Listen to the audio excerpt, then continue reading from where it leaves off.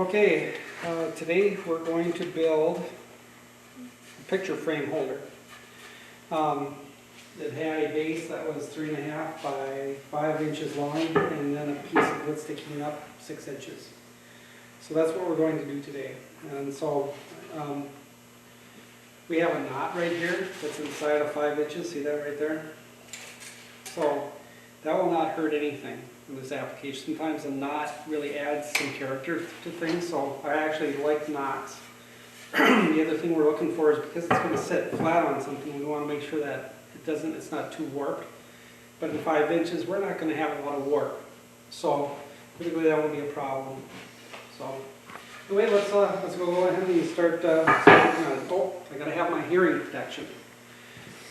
So here it is. I found it. And we'll do some cutting. So right now I'm marking it at 5 inches. There are times I'll leave a little stock if I need to sand it or if I'm not going to have a smooth enough surface. But in this application it should be fine. And this saw cuts very, very smoothly. So I had mentioned this on a previous project. I'll do it again right now. I'll make the mark a little bit more bold. So my 5 inches is from here to this mark. Now if I cut here, it's going to be too short. So we want to put where we want the saw curve to be. We want it to be on that side for it to be the right length. I'm going to cut it now.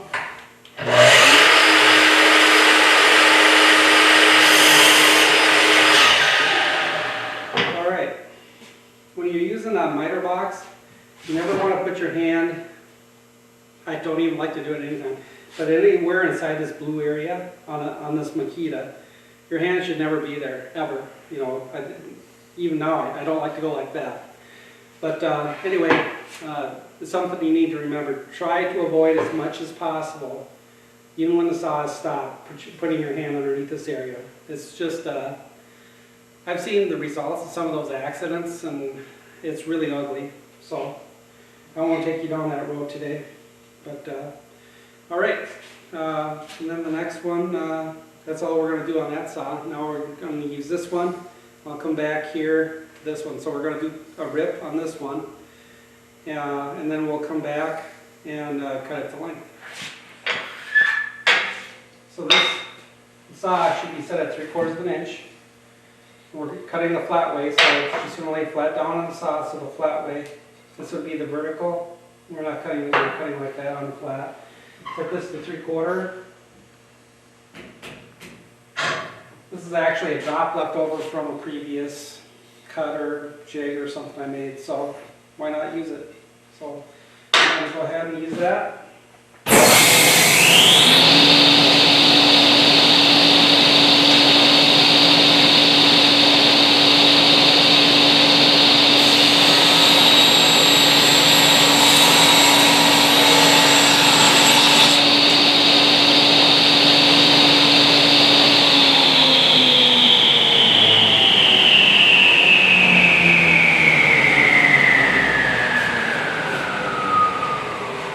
So now the stock should be 3/4 by 3/4. If you ever have a question about things, obviously you can look at your cut list. In fact, you should visit that fairly often. Sawdust makes me wheeze. All right, here we go. 6 inches. Make a mark. A little X on the end so I know which side to cut on. I'm going to make the cut.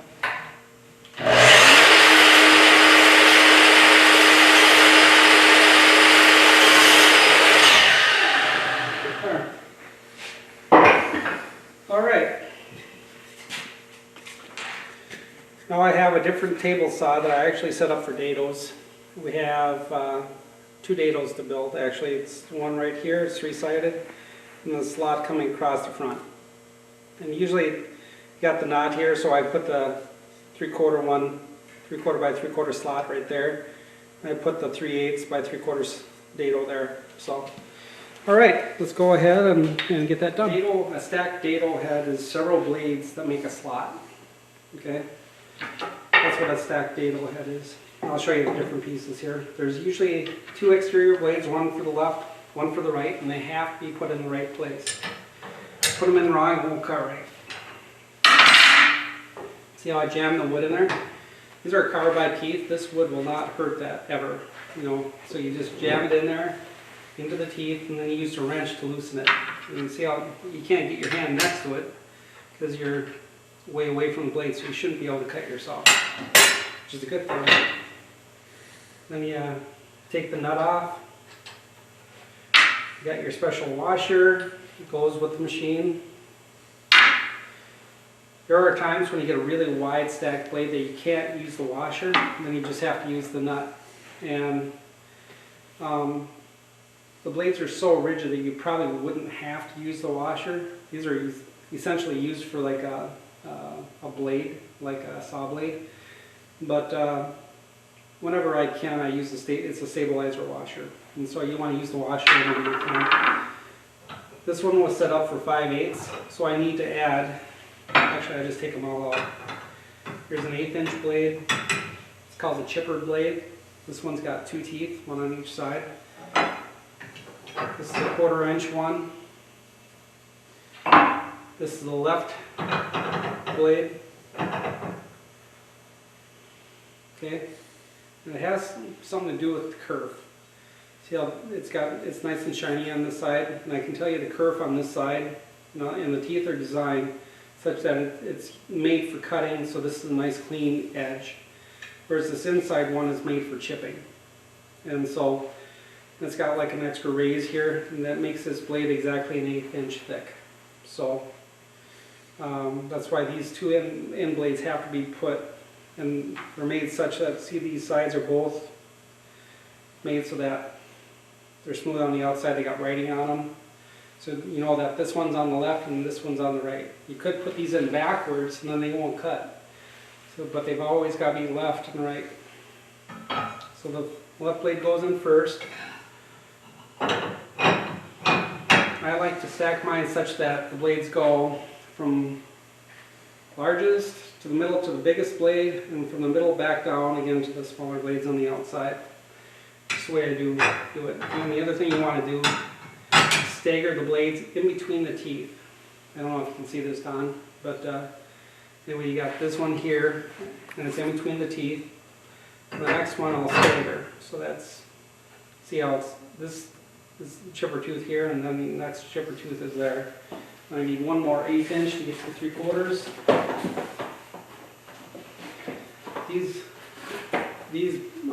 This set of blades is very specifically ground so that when you place them together, they come out at something really close to whatever, you know. So if this is an 1/8, that's a 1/4, that's an 1/8, and this is an 1/8, it's another 1/8. It'll stack out to be 3/4 of an inch when you cut. Very close to it typically. Now they have other items. Again, though, I staggered that tooth again so that it's not lined up with the other ones. You want the chipper teeth to be misaligned to each other, never on top of each other. You never want all the teeth to be lined up across. But they do make shims to go in between the blades for those applications where you need a really tight fit on the joining piece of wood. I think this is 20 thousandths thick, so it's about 4 human hairs, give or take. And they go to really thin. I think this is 6 thousandths thick. That's about 1.5 human hairs, figuring each hair for a 4 thousandths of an inch.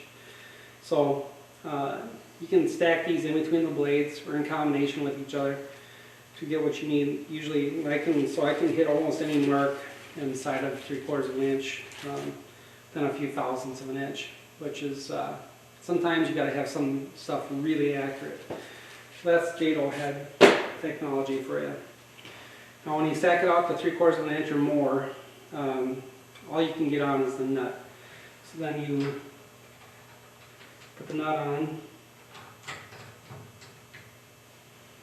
Again, these blades are so rigid when they're all set up like this that there's no worry about them, you know, wavering very much. Then there's 2 different plates you can use for this. One is made for a saw blade and one is made for a dado. Now obviously this one is for the little narrow slot here. Is made for a saw blade. This big wide one is for a dado or rabbit. There are problems with having something that has that much clearance. There's pieces of stock that can wedge themselves in. They can happen from time to time. And so they also make a zero clearance, or I've actually made my own plates to fit in here so I can get zero clearance, so that I won't have extra pieces of stock falling into the saw and making it dangerous. You know, and it really depends on what you're cutting too. So, but for our purposes, You need to tighten down the blades. that's actually a really good question, Don. The reason I didn't tighten them down, and you can't do this with a saw blade, but with dado heads, when that thing spins up, it tightens the blade because the nut actually spins on the opposite direction it turns. So the nut spins on this way, but the blades turn that way. So what happens is it actually locks those blades in so tight that you can't even get it off of a wrench. They really get tight. So when you're doing it just the dado head, you just want to have them hand tight, at least an adult hand tight. And for the kids, we might have to use a little bit of wrench, but we've got to be careful, because if we over tighten them, it could be a really big bummer trying to get those dado heads out. So, all right, and you put the dado plate back in. All right, make sure everything's clean. You know, if you have this thing stacked up and you got one end sticking way up like that, it's not any good. It's got to be flat and pretty. All right, now we're going to set it to the right depth, and we can make our cuts. I think they're called a combination square because they have a combination of uses. You can use it as a level. See the little bubble there? Go back and forth. You can use it for a 45. You can use it for a square, and this is a scale. And you can use that to slide back and forth the beam. If I want to set it at 3 inches, I just set it at 3 inches, and then I know that I can put this up against a piece of stock. And I know that if I want to make a mark, I just make my mark and it's 3 inches. So, for a combination of uses, that's why I think it's called a combination square. The manufacturers, if I'm wrong, I'm sorry. So anyway, to get this to set at 0, I just put it on the saw and I bring this blade up a little bit so that there's an obvious gap. And I just bring it down and I tighten the thumb screw. Now I know that that is at 0. So anything I read on the scale here will be from the table up. Okay, we're doing the first cut. Actually, there's 2 cuts on here. We're doing one at 3/8 of an inch deep on one side. And then on the other side, we got to make a 3/4 by 3/4 slot. Tornado in there. So, anyway, I'm going to set the first one for 3/8. It'd actually be safer to run this on a longer board than just 5-incher. So we're probably, that's something to consider when we actually build these bulk for you kids. We might just do a whole board and then come back and cut them to length. What I'm going to do is I'm going to use a push stick, a 2-stick combination to actually get this done. It rocks a little bit. We can sand that out. Okay, I'm going to put this side through. This side is, see how it rocks a little bit? I don't know if you can see that on the camera, but it rocks a little bit. So what I'm going to do is I'm going to send that through, so when we set it down this way, I'll sand off the high corner, and then this will sit nice and rock solid, and it's so dry that it shouldn't change anymore after that. So anyway, well, I think that's I think it was 3/8 of an inch. Could be wrong, but 3/8 should work. So we'll set this over. I touch off on the blades lightly.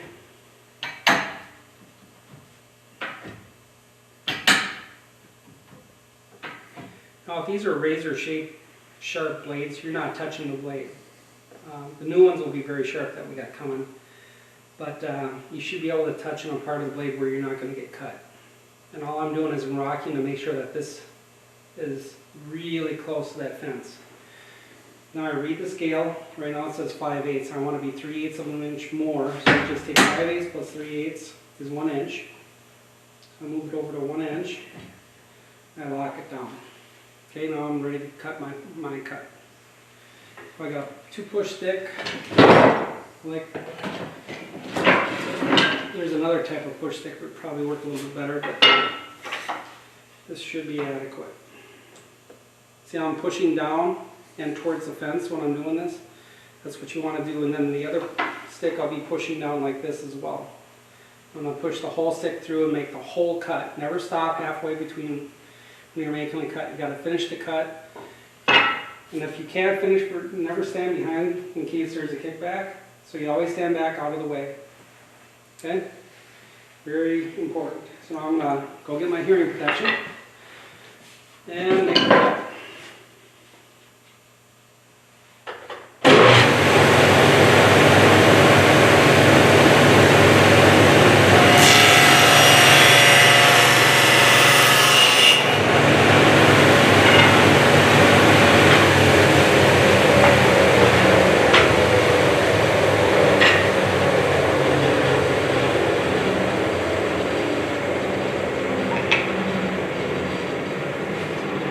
Okay.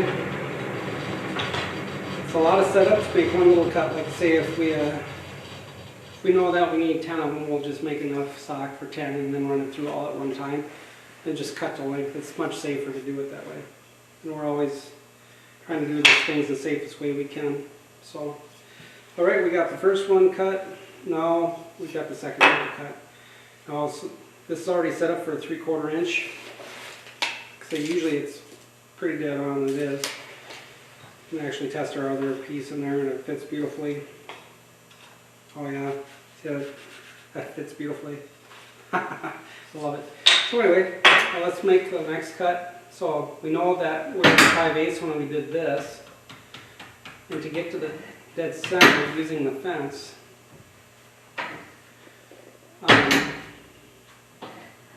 so 5/8, yes it is. So we get to dead center, remembering that we got, so we're going to take 5 inches minus 3/4, it's 4 1/4. And 4 1/4 divided by 2. Anybody got the answer? Oh, you got the answer? 2 1/8. 2 1/8, baby. So we got 5/8 here. So 2 1/8 plus 5/8 is 2 3/4. So if we do that, it should be dead on. And we can do a test just by holding it up here and make a mark with your pencil.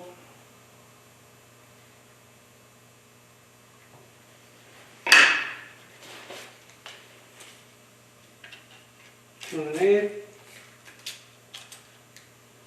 2 1/8. Oh! Very nice. So now we got that done. Now we got to get the dado head to 3/4 of an inch high above the fence or above the tabletop. So again, what we do is very simply crank this up. Most dado heads, there is a flat tooth about every 5th or 6th tooth. And so you find that flat tooth, you bring it up to 3/4. Boy, that was lucky. It came right at the 3/4 dead on. Boy, that's rare for that to happen. I got lucky again. So the Lord's with me today. All right. Now I've got this handy dandy little apparatus right here. It's essentially a T-square, and it fits in this slot. The slot is set exactly parallel to the blades, so it won't bind. My old saw did not do that. That's one reason we're not using this saw anymore. So, you set that in there like so. Put it on the opposite side. So now do you see where my fingers are? That's not good, right? So we're going to have to figure out a way to hold the stock in place while it gets cut. I'm going to go grab a clamp, and that'll hold the stock, and that way I'll be able to have my fingers and hands away from the blades.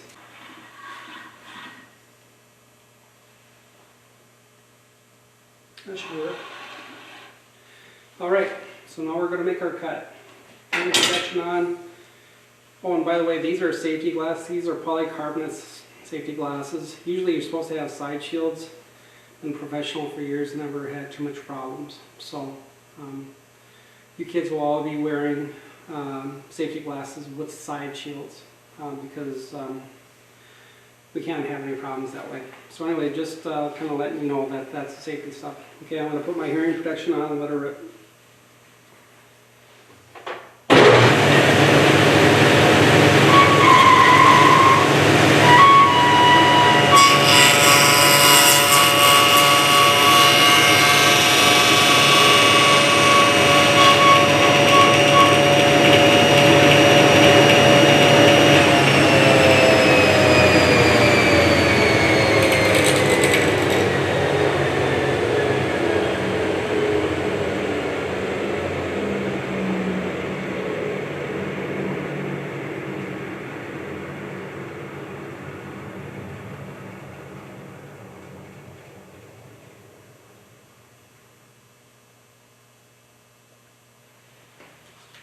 Okay, so what I've done is I made the cut, I passed the stock all the way through the blades, and then I waited for the blades to stop turning. And now this piece should fit very nicely inside of here, which it does. We just got one little screw to put in there, a little sanding to do, a little routing maybe. And this one will be ready to hold picture. Okay, now we're going to be laying out for the 3/8 hole. I want to pick the side that's the tightest in there. Sometimes coming off the saw they won't all be this tight. See, this one wiggles a little bit. This one wiggles a little bit. There's one side that's much better than the others. So I think it's this side here. That seems to fit real nice in there. There's very little shadow on either side. So that's the side we want. So we'll just make an X on that side so that we know that's where we want to put our hole. I found by test fitting like this, it just saves a lot of material and time. So I will always take the time to do a test fit. It's saved me too many times not to do it. Okay, so usually, because you got to take up a little bit of lead, I'll take and set this just a little under 3/8. And you make a mark, and another mark. Because we want to be in the center. 3/8 is half of 3/4. That's pretty standard. It's something you should just memorize. So what's half of 3/4 is 3/8. Okay. All right. Now I'm going to go drill the hole through there, and then we'll do a little sanding and we'll screw it together. All right. I've already got the drill press set up from a previous operation. It's essentially doing the same thing. So this is a sacrificial piece of wood that I'm using to drill into, because this the bottom here is so drilled out and chipped out that it's not really usable anymore. I just use a piece of sacrificial piece, and then I've already laid it out. Obviously it's right there. And so now I'm just going to touch off on it, figure out where the center is, and then I'll drill the hole.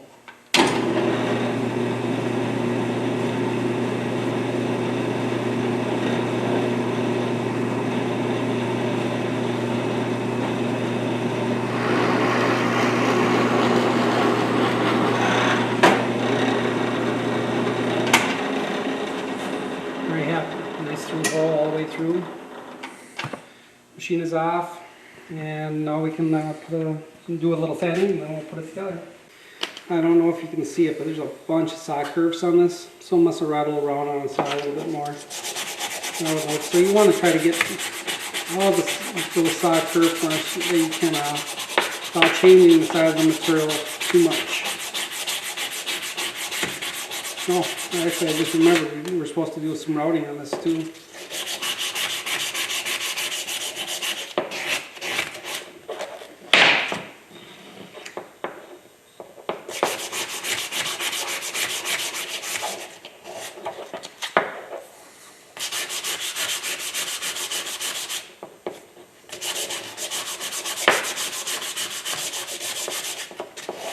We'll just sand the corners off good and nice and rounded so that we don't have to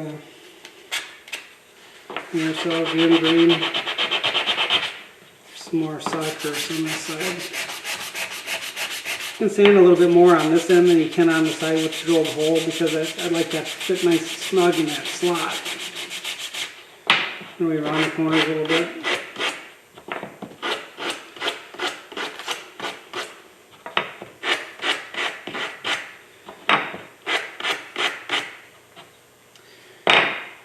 All right, same thing with this one. Want to sand it.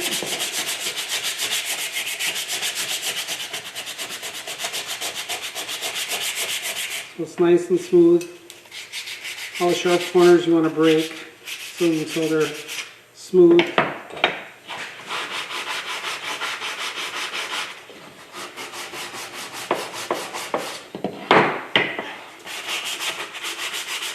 The bottom I'm not fussy on. It's never going to be seen because it's on the table typically. You just want to make sure there's nothing like I almost stabbed myself with a sliver. The end grains, however, will be seen, so you want to kind of sand those off pretty good. Not bad.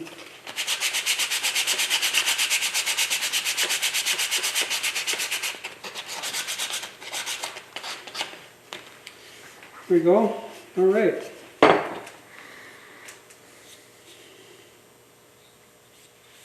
Looks pretty nice. Everything's been rounded off pretty good. Noticing little things. Okay. Now I'm going to take and find probably 1.25 inch screw and put a dab of glue in there and put it together. What I'm going to do is I'm just going to route this. I have it's a smaller router. It's an 1/8 inch, but it'll work out just nice for all this.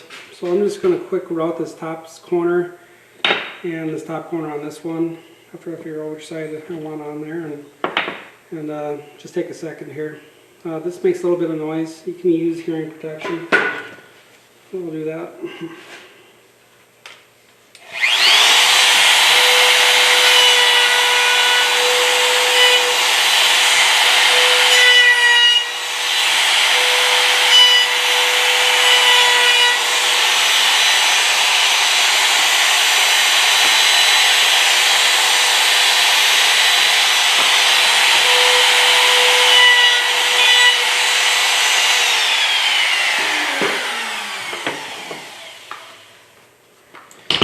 Okay, now I'm going to go ahead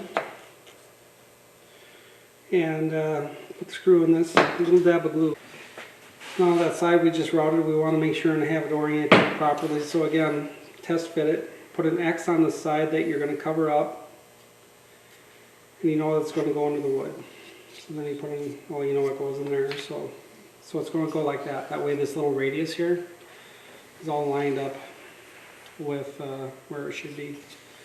So the X gets the, I think I'll put a little, don't need much, just a little dot of glue. Of course, they just plug that. Push it in there hard.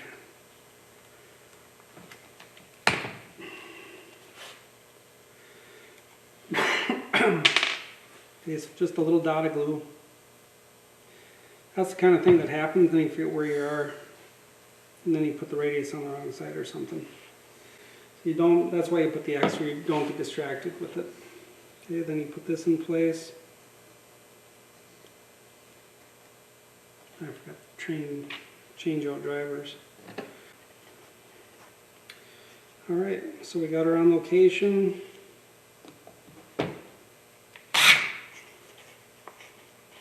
I'm checking it for flush. I want to have this, see how this bottom is flush right here? So I want, and this should be pretty flush on the back. It doesn't have to be flawless, but it should be pretty close to flush on the back. I'm going to finish driving the screw until it's flush. Okay, flush for you that don't remember, or actually maybe you've never seen it. Flush is where you can run something across and it looks just exactly the same. Now if it's out of flush, it is slightly out of flush right here on this. See how this racks a little bit? That doesn't make much of a difference, but it would on the bottom because that's where it sets. There you go. That is a picture frame holder. If we add, oh, actually I could use this. We go like this. See? Holds it up. Ta-da! So that's exactly what it was designed to do. So yay, we're done.